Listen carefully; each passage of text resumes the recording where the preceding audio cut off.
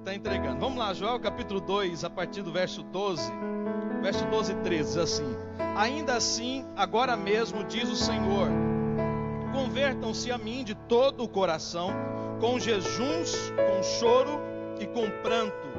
Rasguem o coração e não as suas roupas. Convertam-se ao Senhor, seu Deus, porque Ele é bondoso e compassivo, tardio em irar-se e grande em misericórdia, e muda de ideia quanto ao mal que havia anunciado. Amém? Diga assim comigo: esse é o processo. Agora vamos lá, verso 28 e verso 29. Capítulo 2, Joel, verso 28 e 29. E acontecerá depois disso, que derramarei o meu espírito sobre toda a humanidade. Os filhos e as filhas de vocês profetizarão, os seus velhos sonharão, e os jovens terão visões. Até sobre os servos e sobre as servas derramarei o meu espírito naqueles dias. Volta um pouquinho agora, verso 23. Capítulo 2 de Joel, verso 23. Filhos de Sião, alegrem-se e exultem no Senhor seu Deus, porque Ele lhes darás a chuva em justa medida, fará descer como no passado as primeiras e as últimas chuvas. As eiras se encherão de trigo, e os lagares transbordarão de vinho e de azeite. Restituirei os anos que foram consumidos pelos gafanhotos, o migrador, o devorador e o destruidor, o meu grande exército que enviei contra vocês. Vocês terão comida em abundância e ficarão satisfeitos e louvarão o nome do Senhor seu Deus, que fez maravilhas em favor de vocês. Amém, queridos? Diga assim: essa é a promessa.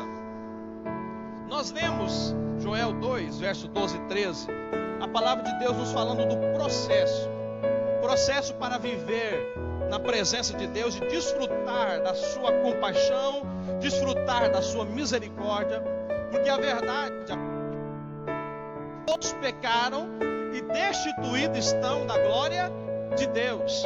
A Bíblia diz: na terra não há um justo sequer. Então ninguém tem a capacidade de poder bater no peito e dizer: eu sou o mais santo de todos, eu sou o mais puro de todos, eu sou o melhor de todos. Não, o processo que nós passamos, processo que nós chamamos de santificação. Nós erramos, infelizmente erramos. Nós pecamos, infelizmente pecamos. E é por isso que Deus vem com essa palavra, chamando a atenção dele. Porque o que Deus não aceita é que nós venhamos viver no pecado. O que Deus não aceita é que nós venhamos viver tendo uma vida de promiscuidade, de erros constantes. Então aqui nesse texto, nós não vamos falar do contexto histórico nem nada disso, mas quando você vai a partir do capítulo 1 do livro de Joel, você vai entendendo que aquelas pessoas, que o povo de Deus, eles estavam passando por uma situação muito complicada, uma situação muito difícil, a ponto de tudo aquilo que eles tinham ser ameaçado, e pior do que tudo isso, estarem também entrando em um processo de uma grande fome estabelecida naquela região. E tudo isso, quando nós lemos aqui a palavra de Deus, nós observamos que era por ordem de Deus. Você e eu, nós lemos aí o texto dizendo que os gafanhotos pertenciam ao exército de Deus. Então Deus está falando: até aqueles que estão aí para destruir o que vocês possuem, é meu exército, estão me servindo. Porque infelizmente, queridos, se nós não entendermos aquilo que Deus quer, aquilo que Deus deseja das nossas vidas, nós vamos viver perdendo aquilo que nós possuímos. Quando você vai para o livro de Ageu, e nós também lembramos bem da história de Ageu, está lá aquele profeta sendo levantado, e o profeta chega para aquelas pessoas e diz da parte de Deus: por acaso é tempo da casa de vocês estarem cheias? Por acaso é tempo dos celeiros de vocês estarem cheios e a minha casa, o templo, está abandonado? Eles não tinham dado nem prosseguimento à construção da casa de Deus. Eles tinham, numa etapa da sua trajetória, eles pararam. E quantos estão parando na metade do caminho? Quantos estão parando na metade da trajetória, porque começam a olhar e avaliar muitas coisas que esse mundo tem para oferecer e para ofertar? Começam a se distrair com questões pessoais. E Deus, na sua palavra, Ele diz o seguinte: primeiramente buscai o reino de Deus, e as demais coisas vos serão acrescentadas. É uma regra, uma lei estabelecida para que os filhos de Deus venham desfrutar de suas promessas. Diga assim comigo: há um processo para chegar à promessa. Então aqui o texto de Joel, ele nos chama essa atenção, versículo 12: ainda assim agora mesmo diz o Senhor, convertam-se a mim de todo o coração. Porque Deus, Ele não quer simplesmente uma conversão que saia dos lábios. Deus não quer simplesmente uma conversão que venha através das roupas. Não, Deus quer uma conversão real e verdadeira que venha do coração. Essa é uma decisão que somente nós podemos tomar com Deus. E eu digo para você nessa noite, para que você entenda a palavra de Deus: toda vez que Deus, Ele chama a atenção do seu povo e permite que o seu povo entre em um processo, é porque a promessa está muito perto de chegar. Assim a gente vai entendendo que toda situação na tua casa, na tua família, está acendendo o sinal vermelho, pastor. Não, já está chegando o sinal verde, para que você venha avançar e desfrutar das promessas que Deus já estabeleceu para a sua vida. Então, quando Deus está chamando a atenção lá do seu povo, Ele está dizendo: vocês precisam se converter para que a minha compaixão, a minha misericórdia venha se manifestar na vida de vocês, e assim vocês iam viver um tempo de restituição. Amém ou não amém? Diga assim comigo, só para gravar: Deus tem um novo tempo. Diga assim: para a minha vida, para a minha casa. Diga assim: nos meus projetos, nos meus sonhos. Diga assim: na minha igreja. Amém? Mas para isso o processo é esse. Primeiro passo: converta-se. E converter, querido, não quer dizer que está desviado. A conversão que Deus está falando aqui para o seu povo é que eles precisavam novamente voltar a sua atenção para Deus. Porque Deus estava olhando para eles e vendo que eles estavam perdendo tempo com as coisas do mundo. Quantos de nós deixamos de estar na casa de Deus? Quantos de nós deixamos de servir a Deus a todo instante? Porque algumas coisas nos distraem. E aí Deus vem e chama a nossa atenção: converta-se a mim de todo o coração. E aí Ele vai começar a lista. Primeira lista, Ele diz: com jejum. Quantos aqui tem jejuado? Não precisa se manifestar. Nós estamos vivendo um tempo difícil, na verdade. Nós estamos vivendo um tempo de muitas dificuldades. Quantos estão jejuando? Quantos estão consagrando a sua vida em prol daquilo que Deus pode fazer depois que esse tempo passar? Então a primeira coisa que Deus chama a atenção, Ele fala: vocês precisam renunciar aos seus próprios desejos. Jejum é isso. Alguns falam jejum é ficar sem comer, a ponto de alguns confundir jejum com dieta, né? Você ficar sem comer, eu já estou fazendo dieta, então eu estou de jejum. Não, muito pelo contrário. O jejum vai muito além de simplesmente deixar a comida de lado. Jejum é renunciar aos seus desejos. Jejum é renunciar aos seus prazeres.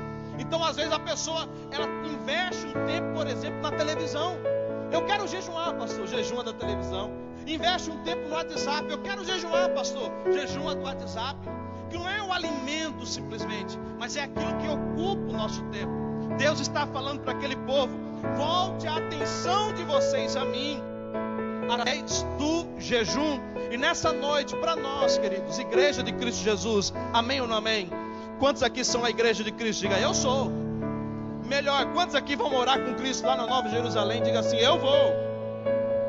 Então não se esqueça. Está passando um tempo difícil? Todos estamos. Começa a consagrar a tua vida. Consagra o teu ser. Consagra a tua casa a Deus. E Deus ele vai afinando esse trajeto. Ele diz: só o jejum não é suficiente. Ele fala: além do jejum, vocês vão ter que chorar. Aí alguém pensa: Deus está meio confuso. Porque pedir para alguém chorar é tipo como se a pessoa estivesse fazendo um filme, uma novela, e aí chega a parte que ele tem que chorar. E aí alguns dizem: é só você pensar em alguma coisa triste. E aí você lembra de alguma coisa que aconteceu com você lá atrás. As lágrimas começam a descer. Oh, meu Deus. Lá tempo atrás, como a gente estava falando esses dias, o meu livro era encapado com um saquinho de arroz. Meu Deus. Não é isso. Deus não está falando de um sentimento. Não. Deus está falando de uma mudança a ponto de nós resistirmos ao modo e lamentarmos por aquilo que nós fizemos diante de Deus e desejarmos ser diferente diante dele. Quando ele chama a atenção dizendo do jejum, abra mão daquilo que só agrada ao mundo. Segundo ponto, se derrama na minha presença para que a conversão seja uma realidade em sua vida. Porque uma coisa, querido, que nos chama muita atenção nesse tempo, e nós temos falado desde o domingo passado, é a respeito dos céus. Quantos já não estão mais almejando? Quantos já não estão mais visualizando? Muitos já nem pensam mais no céu. Muitos estão vivendo de qualquer jeito, esperando chegar no céu, porque Deus é bonzinho. Mas Deus, ele entende tudo, entende mesmo. Mas mesmo entendendo, ele fala, tem um processo, existe um caminho, existe uma maneira. Não é de qualquer jeito que nós iremos nos achegar a Deus, igreja. Não é de qualquer maneira que nós iremos chegar aos céus, meu irmão. Não é de qualquer maneira que a salvação irá reinar em nossas vidas. Nós precisamos nos humilhar na presença de Deus e olhar para Ele e entender que Ele é tudo que nós não somos nada. Nada. Por esse equívoco, muitas pessoas vêm cultuar a Deus e até o seu culto não é oferecido a Deus, não é ofertado a Deus. É um culto que é feito e ofertado para si mesmo. Como o pastor Trindade falou, vem no culto, que senão o pastor vai ligar, vai falar, vai ficar com saudade. Vou lá matar a saudade do pastor, vai dizer que eu não vou. Não é isso. Não tem a ver com isso, mas tem a ver com a necessidade de nós olharmos para Deus e entender: sem Ele eu não consigo nada, sem Ele eu não posso nada, porque a Bíblia diz: eu posso todas as coisas naquele que com Deus, todas as barreiras cairão por terra, porque Ele é imbatível, Ele é inabalável, e a Bíblia diz que não há nada que Ele não possa fazer. Então com Ele é diferente, e é por isso que Ele está chamando a atenção do seu povo, porque Ele já não estava mais no meio deles, e consecutivamente eles estavam sendo cada dia mais enfraquecidos, estavam perdendo aquilo que possuíam, estavam perdendo a alegria, estavam perdendo a felicidade de desfrutar da presença de Deus. E Deus, Ele faz dessa maneira: olha, converta-se. Deus, Ele faz dessa maneira: olha, muda. Deus, Ele faz dessa maneira: preste atenção, jejuma. Mas não simplesmente isso, se derrame aos meus pés. Mas não simplesmente isso, rasguem não as suas vestes, mas o seu coração. Porque é o que já tinha dito atrás, tempos atrás, dizendo ao servo, aquele que não entendeu a sua essência, dizendo a ele: olha, Deus, Ele não quer sacrifício, mas Ele quer obediência. É isso que Deus requer de nós. E quando aqui o texto diz, Ele não quer que você rasgue as suas roupas, Ele está dizendo: não é para você sacrificar nada, porque o que Ele quer é uma obediência. Obediência é essa que faz nós entregarmos o nosso coração a Deus. Obediência é essa que faz com que nós venhamos entregar tudo aquilo que somos a Deus, para que Ele venha fazer a obra em nossas vidas. Amém ou não amém, igreja? Diga assim: só Deus, diga, só Deus pode fazer. Só Ele que pode. Se não for Ele, como que nós vamos avançar? Então a palavra de Deus vem e nos chama a atenção. E eu quero que você coloque isso no teu coração nessa noite. Comece a praticar aquilo que a Bíblia está chamando de processo na tua vida. Não é só lamentar, não é só ficar nos cantos: oh meu Deus, por que está acontecendo isso? Não é só vir na semana de oração: Deus, muda aí, pelo amor de Deus, muda, Deus. Acaba com essa enfermidade, acaba com essa situação. Não é isso. Deus quer que a igreja, ela venha se arrepender de uma maneira real e verdadeira. Então é por isso que no início do texto você vê que Ele está chamando as pessoas, o seu povo, para ter uma relação pessoal com Ele. quando ele fala do jejum, quando ele fala do choro, do pranto, quando ele fala para que nós venhamos nos converter, ele está dizendo: eu preciso, eu desejo, eu almejo ter um relacionamento real com vocês. É o que Deus quer, querido. Não é simplesmente uma coisa banal, uma coisa qualquer.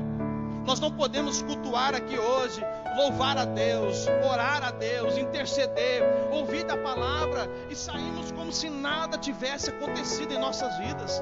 Nós não podemos nos apresentar diante de Deus em culto, em adoração e mantermos o nosso estilo de vida que não agrada a Ele. Não é isso que Deus quer, porque Deus, Ele não é como nós queremos a quantidade, o número. Não, Deus quer qualidade. Deus quer qualidade em tudo aquilo que nós fizermos a Ele. Deus quer qualidade em tudo aquilo que nós ofertarmos a Ele. Uma adoração não pode ser de qualquer maneira. Uma adoração não pode ser feita de qualquer jeito. Então nós estávamos aqui louvando. Olha, esse Deus é grandioso, é poderoso, Ele não tem outro igual a Ele. E aí às vezes a gente fica desligado. Pastor, tem alguma coisa de ficar em pé ou sentado no coração? Pessoas, a gente olha e aparentemente eles aparentemente se reuniam, mas Deus não queria simplesmente uma reunião. O que Deus queria é de fato um quebrantamento. E é por isso que a palavra de Deus nos diz: olha, um coração contrito e quebrantado Deus não despreza. Deus não despreza. O problema é que às vezes nós queremos nos apresentar a Deus com o coração tomado de orgulho, achando que nós somos muita coisa. Mas eu digo novamente, nós não somos nada, porque quem é tudo é Deus em nossas vidas. Você observa muito bem Davi, quando ele vai enfrentar o gigante, ele não diz: eu vou derrubar você, aqui tem pedra, aqui tem bala na agulha. Não, ele diz: eu vou contra você através da força do Senhor dos exércitos. Porque ele sabia da sua limitação, ele sabia da sua fraqueza.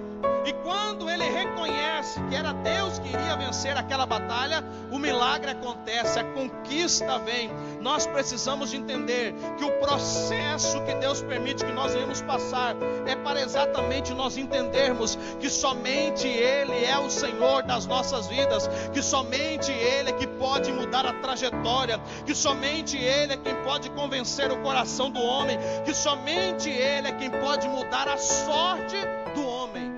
Mais ninguém. Então todo o processo de Deus é para chamar a atenção do seu povo, para eles novamente olhar para Deus e dizer: eu entendi que eu preciso de ti, Senhor. Eu entendi que eu necessito da tua ajuda. E isso fala desse relacionamento pessoal que Deus quer ter conosco. E eu acho tão lindo quando a gente começa a meditar nisso, porque a própria palavra de Deus diz: você quer orar? Então que você entre no teu quarto, feche a porta e você, em secreto, ore ao Pai. Por que, pastor, que Deus quer que eu fique sozinho? Você não vai estar sozinho, você vai estar com Ele. E quando Ele diz para que nós entremos no quarto, fechemos a porta e sozinho, Ele está dizendo para que não haja nenhuma distração. Porque você vai falar comigo através da oração, mas eu também vou falar contigo através da palavra. E quantos que não têm mais ouvido a voz de Deus, queridos? Porque vivem somente no meio das multidões. Quantos não têm se atentado à misericórdia de Deus, à compaixão de Deus, e têm vivido sofrendo, não porque Deus quer, mas porque não têm entendido que o processo tem um dia para começar, mas também tem um dia para terminar. Deus, Ele chama a atenção do seu povo e Ele vai dizendo: rasguem as roupas. Novamente Ele diz: convertam-se ao Senhor seu Deus. Verso 13: porque Ele é bondoso. Diga assim comigo: Deus é bom. Só Ele é bom. Você lembra que Jesus, quando Ele estava em carne, aqui na terra, chegou aquele jovem, todo faceiro: bom mestre. Jesus deu uma olhadinha para ele e falou: quem? Eu? Não, só existe um que é bom, e esse é Deus. Nem o próprio Jesus, Ele almejou ter esse reconhecimento, porque somente Deus é bom. E por que, pastor, que Jesus falou que só Deus era bom? Porque a bondade, Jesus estava se referindo a uma obra completa, e Jesus não tinha completado a sua obra. Quando Deus ele olha e vê tudo aquilo que ele tinha feito na terra, ele diz: eis que tudo que eu fiz é bom. Então algo bom é algo completo. E por isso Jesus falou assim: não, é só ele que é bom, porque a obra já está completa. Nós seremos bons, pastor? Sim, quando nós estivermos no céu com o corpo transformado, quando estivermos morando com Cristo lá nos céus. Amém ou não amém? Amém ou não amém? E aí eu pergunto, aproveitando, quantos estão se preparando para morar com Cristo lá nos céus? Quantos estão almejando por isso? Quantos estão entendendo que a qualquer momento Ele pode voltar? Está preparado, querido? Está preparado, minha irmã? Está pronto para encontrar com Jesus? E o texto ele fala que os jovens vão ter o quê? Isso já é parte da promessa de Deus. E aí eu lembrei, eu estava meditando nesse texto novamente. Faz dia que eu estava lendo Joel. E aí eu estava meditando hoje à tarde, lembrei. Dias atrás, a minha cunhada, a Graziela, mandou um texto, uma mensagem para a Gleice, dizendo de um sonho que ela teve. E ela falava, resumindo, que no sonho ela tinha visto uma grande arca descendo, como se fosse a arca de Noé. E ela fala que uma voz pediu para que chamasse eu e a Gleice e a mãe dela. E quando chegamos em frente daquela arca, mesmo assustados, ela disse que dava para notar a alegria. E eu fiquei avaliando durante vários dias aquilo que ela tinha falado e entendendo, queridos, que Deus ele está muito perto de vir buscar a sua igreja. A igreja de Cristo Jesus, ela precisa de entender desse processo para se preparar para a maior das promessas, que é o encontro com o seu noivo. E uma noiva que não está preparada para o seu casamento, ela atrasa o casamento, sim ou não? Mas com Cristo não tem atraso, porque a vinda dele já tem dia marcado, já tem hora marcado, minuto definido, e aquele que não estiver preparado não vai subir. Porque nós não temos como atrasar a vinda do mestre, nós não temos como atrasar a vinda do noivo. É por isso que ele chama a atenção: convertam-se ao seu Deus, porque ele é bondoso e compassivo, ele é tardio em irar-se e grande em misericórdia. Diga amém, queridos. É só Deus quem pode nos perdoar. É só Deus quem pode mudar as nossas vidas. É só Deus quem pode mudar a nossa trajetória. E aí o texto diz: olha, use dessa misericórdia, use desse amor de Deus, desfrute dessa misericórdia, dessa compaixão do Senhor. Por que Deus tem isso conosco, pastor? Porque Ele, como um bom pai, Ele ama os seus filhos e quer dar o melhor para os seus. É o que Deus tem para mim e para você, querido. Não é algo passageiro. As pessoas estão sofrendo porque elas se esforçam, elas vêm para a igreja, elas oram, elas fazem os propósitos, mas querem somente aquilo que satisfaz aqui na terra. Mas o desejo de Deus é que nós venhamos ansiar por aquilo que Ele tem, não aqui na terra, mas que Ele tem para nós lá nos céus. E quando nós passamos a ansiar por isso, nós ficamos com o nosso coração tomado da paz que somente Deus tem para nos compartilhar. Então esqueça, não é que você não vai amanhã trabalhar, não é que você não vai estudar, não é isso. Mas coloque todo o teu coração nas mãos de Deus e deixe que Ele venha guiar os teus passos.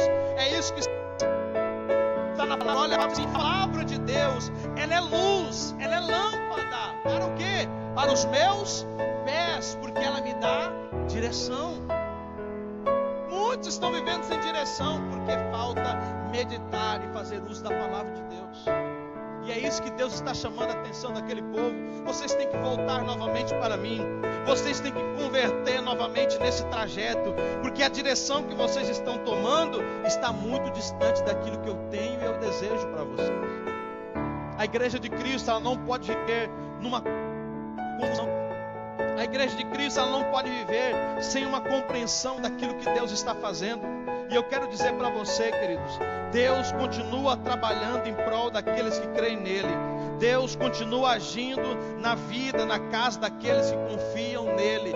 Ele não parou. O próprio Jesus falou assim: olha, o meu Pai, ele trabalha até hoje. Mas trabalha por quê? Trabalha porque nós ainda estamos aqui nessa terra. Então o agir de Deus é a favor dos seus filhos. E quem é filho, diga: eu sou filho.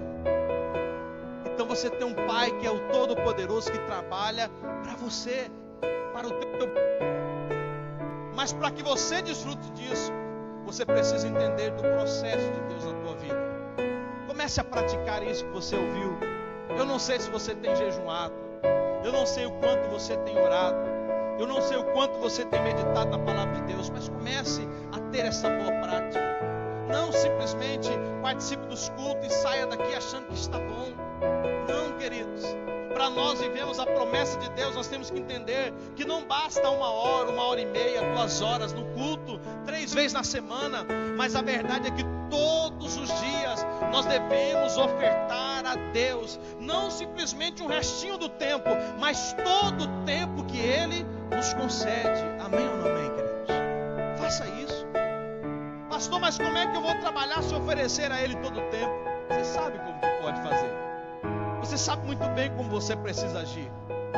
Você sabe muito bem a direção que você precisa tomar para que todo o teu trajeto diário seja oferecido ao Deus Todo-Poderoso. E aí o versículo 28, que fala sobre a promessa do derramamento do Espírito. A palavra de Deus, ela nos chama a atenção dizendo: depois que você fizer todo esse trajeto de uma relação pessoal com Deus, de uma sinceridade com Deus, que é se converter de todo o seu coração, de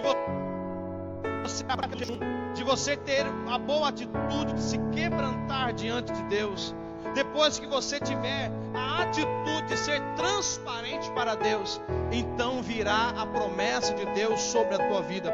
Quantos querem viver a promessa de Deus? Quantos querem viver? Você precisa de alguma coisa ainda da parte de Deus? Não faça isso, querido. É muito simples aquilo que eu estou dizendo, mas faça isso. Enquanto eu meditava nessa palavra, foi exatamente isso que veio. Mas é muito simples. A gente já sabe disso. Mas é exatamente porque nós sabemos que normalmente nós não fazemos.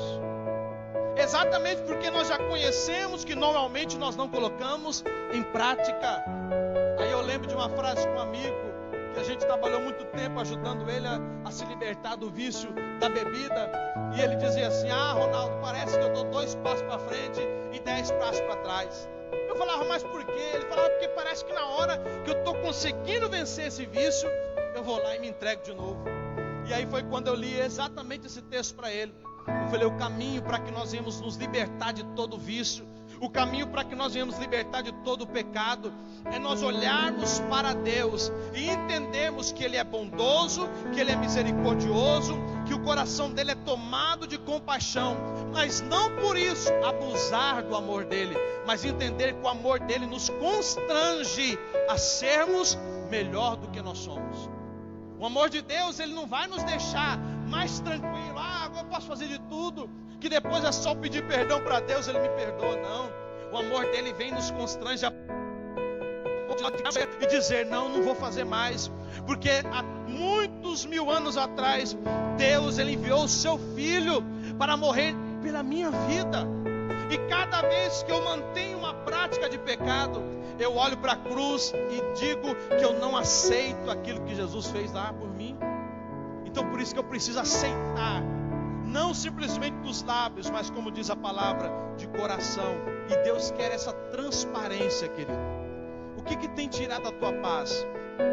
O que tem incomodado você? O que tem tirado o sorriso do teu rosto? O que tem feito com que você viva lamentando? Quais são as dificuldades que você está enfrentando? Seja transparente com Deus em tudo na tua vida. Seja realista com Deus em tudo aquilo que você precisa, em tudo aquilo que você necessita. Porque Ele é bondoso também para ouvir e compreender que nós precisamos da misericórdia dEle sobre nós. E aí o verso 28 diz assim: e acontecerá depois disso, que derramarei o meu espírito sobre toda a humanidade. Os filhos e as filhas de vocês profetizarão, os seus velhos sonharão, e os jovens terão visões. Até sobre os servos e sobre as servas derramarei o meu espírito naqueles dias. A promessa de Deus não é simplesmente de um avivamento a qual vai nos movimentar a pular, a saltar, a gritar, não. Mas Ele está falando daquilo que eu vou compartilhar com vocês. É de mim, é o meu Espírito. E quem recebe da porção de Deus, quem recebe do Espírito Santo de Deus, ele tem a capacidade de desfrutar da glória de Deus. Ele tem a capacidade de desfrutar da unção de Deus, da presença do Todo-Poderoso. E aí ele começa a entender, eu nunca estou sozinho. O que Deus estava falando para aquelas pessoas, Ele estava dizendo, quando você se converter, entrar no processo, o que eu conceder a vocês como promessa não é simplesmente um sentimento que eu estou com vocês, mas vocês vão ver, vão compreender que o meu Espírito habita na vida de vocês, através de visões, através de revelações, através da compreensão daquilo que eu faço e daquilo que eu vou fazer. Essa é a proposta que Deus tem para a sua igreja, que nós venhamos caminhar nessa terra, entendendo que o Espírito Santo de Deus, Ele está disponível para tomar todo o coração que verdadeiramente se converter a Deus. O Espírito Santo de Deus, Ele está ansioso para entrar em nossa vida, dominar o nosso ser e nos colocar muito mais perto de Deus, para que nós venhamos viver as suas promessas na totalidade. Amém ou não amém, querido? Diga assim, não precisa você falar muito alto não, diga assim, Senhor, eu quero ser, diga assim, eu quero ser um instrumento nas tuas mãos. Diga assim, me encha, Senhor, do teu Espírito. A igreja tem que voltar a ansiar por isso, queridos. A igreja tem que voltar a compreender que a promessa de Deus é de nos encher do seu Espírito. E é tão interessante que o termo que a Bíblia usa é um derramamento.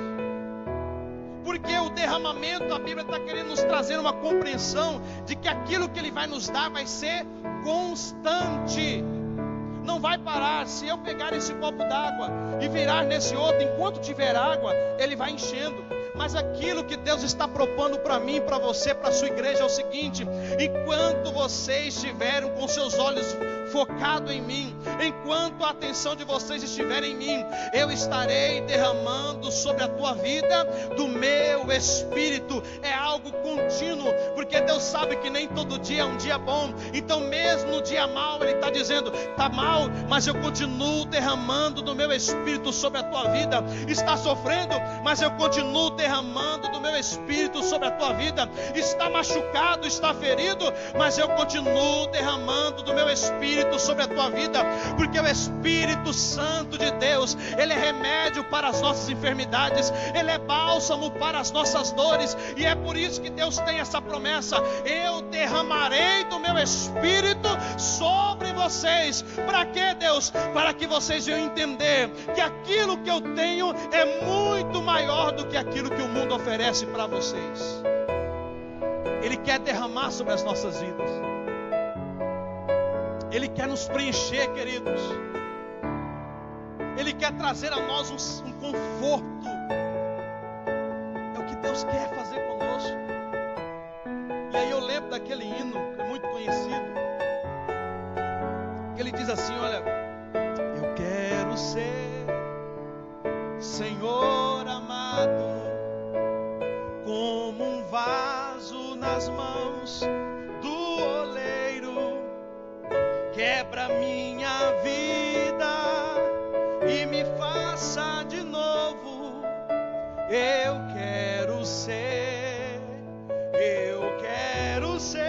Senhor, um vaso novo. Esse é o anseio que nós devemos ter, queridos, de sermos renovados pelo Espírito Santo de Deus todos os dias. E é isso que Deus quer compartilhar a nós, é esse derramamento, para que nós não venhamos ficar lamentando, para que nós não venhamos ficar olhando para as situações e reclamando, para que nós não venhamos ficar olhando para as dificuldades e murmurando. Não, Deus quer trazer a nós um sentimento de satisfação, de conforto, de alegria, para que nós venhamos continuar o nosso trajeto com Ele e para Ele. Mas para isso, o processo é: esqueça os teus desejos, esqueça você mesmo. E aí nós olhamos para a palavra, o próprio Jesus dizendo: você quer me seguir? Tome a sua cruz e siga-me. Esse é o processo. Se nós não fizermos assim, queridos, se nós não buscarmos ter esse relacionamento pessoal com Deus, cada dia que passar nós estaremos mais distante dele. Como que eu faço isso? Quero frisar para nós encerrar: jejum. Renuncie aquilo que só dá prazer para a tua carne. Seja sincero com Deus. Tenha uma compreensão e entendimento que você precisa de fato se lançar aos pés dele com o coração quebrantado e contrito, com uma transparência, com uma realidade que saia do teu ser. Você pode iludir as pessoas que estão próximas a você. Você pode chegar perto das pessoas e começar a sorrir mesmo estando triste. Você pode chegar perto das pessoas e demonstrar uma certa felicidade, mesmo o teu coração estando todo esmiuçado, mas diante de Deus isso não é possível. Então por isso que Deus quer uma sinceridade do seu povo. Por isso que Deus quer que nós venhamos agir com uma verdade diante dele. O que está no teu coração? O que está no teu ser? O que está te ferindo? Fala para Deus, diga para Ele, confia nele, entrega as mãos dele, para que aquilo que Ele já planejou para a tua vida venha se concretizar sobre você, venha se tornar uma realidade em tua vida. Guarda essa palavra no teu coração. Entenda que o processo, que a dificuldade, que a situação, que quando Deus chama a nossa atenção, é porque Ele quer que nós venhamos voltar para o centro da sua vontade, e assim vivemos os seus milagres, assim vivemos as suas promessas. Amém, queridos? Sentado como você está, se você puder, feche teus olhos. O que eu acho muito lindo dessa palavra é que nós identificamos um Deus que, mesmo os homens errando, Ele diz: eu quero vocês de volta.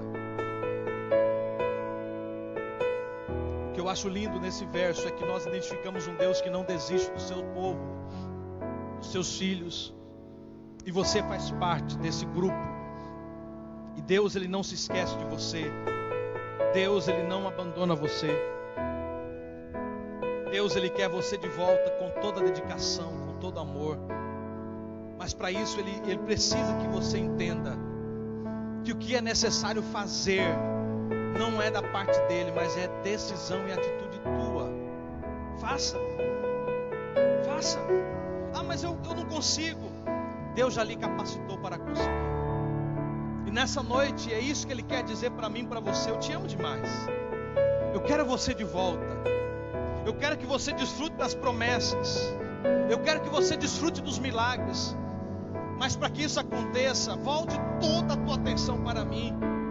Volte novamente a olhar para mim e me almejar, e me desejar, e me querer. Volte novamente a tua atenção para mim e entender que os meus planos e projetos é o melhor para a tua vida. É o que Deus chama a nossa atenção nessa noite, com os teus olhos fechados.